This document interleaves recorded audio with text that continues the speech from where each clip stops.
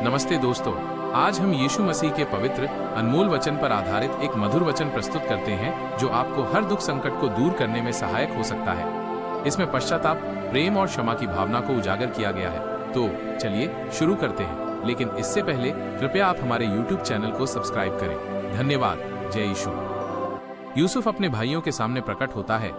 एक तब यूसुफ उन सब के सामने जो उसके आसपास खड़े थे अपने को और रोक न सका और पुकार के कहा, मेरे आसपास से सब लोगों को बाहर कर दो। भाइयों के सामने अपने को प्रकट करने के समय यूसुफ के संग और कोई न रहा। दो तब वो चिल्ला चिल्ला कर रोने लगा और मिस्रियों ने सुना और फिरौन के घर के लोगों को भी इसका समाचार मिला। 3 तब यूसुफ अपने भाइयों से कहने लगा, मैं यूसुफ हूँ, क्या मेरा पिता अब तक जीवित है?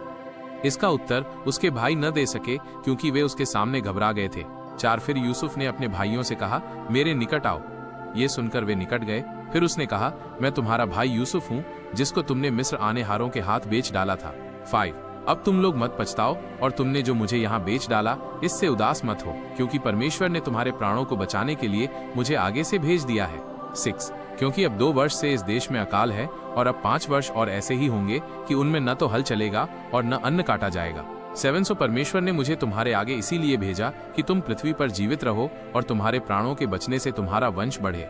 8 इस रीति अब मुझको यहाँ पर भेजने वाले तुम नहीं, परमेश्वर ही ठहरा, और उसी ने मुझे फिरौन का पिता सा और उसके सारे घर का स्वामी और सारे मिस्र देश का प्रभु ठहरा दिया है। 9 सो शीघ्र मेरे पिता के पास जाकर कहो, तेरा पुत्र यूसुफ इस प्रकार कहता है कि परमेश्वर ने मुझे सारे मिस्र का स्वामी ठहराया है, इसलिए तू मेरे पास बिना विलंब किए चला आ। 10 और तेरा निवास गोशेन देश में होगा और तू बेटे, पोतों, भेड़ बकरियों, गाय बैलों और अपने सब कुछ समेत मेरे निकट रहेगा। 11 और अकाल के जो 5 वर्ष और होंगे उनमें मैं वहीं तेरा पालन पोषण करूंगा। ऐसा न हो कि तू और तेरा घराना वरन जितने तेरे हैं सो भूखों मरे।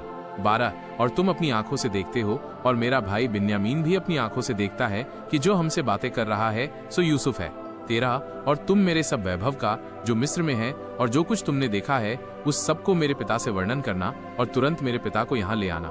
14 और वो अपने भाई बिन्यामीन के गले से लिपट कर रोया और बिन्यामीन भी उसके गले से लिपट कर रोया। 15 तब वो अपने सब भाइयों को चूम कर उनसे मिलकर रोया और इसके पश्चात उसके भाई उससे बातें करने लगे। फिरौन याकूब के परिवार को मिस्र आने के लिए आमंत्रित करता है। 16 इस बात की चर्चा कि यूसुफ के भाई आए हैं फिरौन के भवन तक पहुंच गई और इससे फिरौन और उसके कर्मचारी प्रसन्न हुए। 17 सो फिरौन ने यूसुफ से कहा, अपने भाइयों से कहे कि एक काम करो, अपने पशुओं को लाद कर कनान देश में चले जाओ।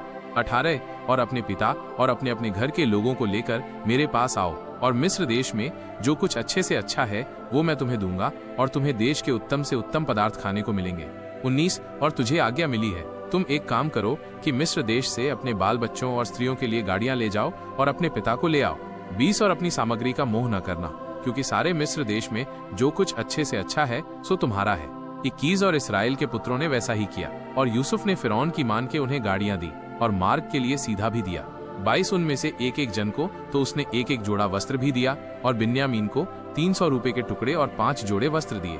23 और अपने पिता के पास उसने जो भेजा वो ये है, अर्थात मिस्र की अच्छी वस्तुओं से लदे हुए 10 गधे और अन्न और रोटी और उसके पिता के मार्ग के लिए भोजन वस्तु से लदी हुई 10 गधियां। 24 और उसने अपने भाइयों को विदा किया और वे चल दिए और उसने उनसे कहा, मार्ग में कहीं झगड़ा न करना। याकूब को यूसुफ के जीवित होने का समाचार मिलता है। 25 मिस्र से चलकर वे कनान देश में अपने पिता याकूब के पास पहुंचे। 26 और उससे ये वर्णन किया कि यूसुफ अब तक जीवित है और सारे मिस्र देश पर प्रभुता वही करता है, पर उसने उनकी प्रतीति न की और वह अपने आपे में न रहा। 27 तब उन्होंने अपने पिता याकूब से यूसुफ की सारी बातें जो उसने उनसे कही थी कह दी। जब उसने उन गाड़ियों को देखा जो यूसुफ ने उसके ले आने के लिए भेजी थी तब उसका चित्त स्थिर हो गया। 28 और इस्राएल ने कहा, बस मेरा पुत्र यूसुफ अब तक जीवित है, मैं अपनी मृत्यु से पहले जाकर उसको देखूंगा। आपको अगर ये अनमोल वचन अच्छा लगा तो आप हमारे YouTube चैनल को लाइक, शेयर और सब्सक्राइब जरूर करें। धन्यवाद। जय यीशु।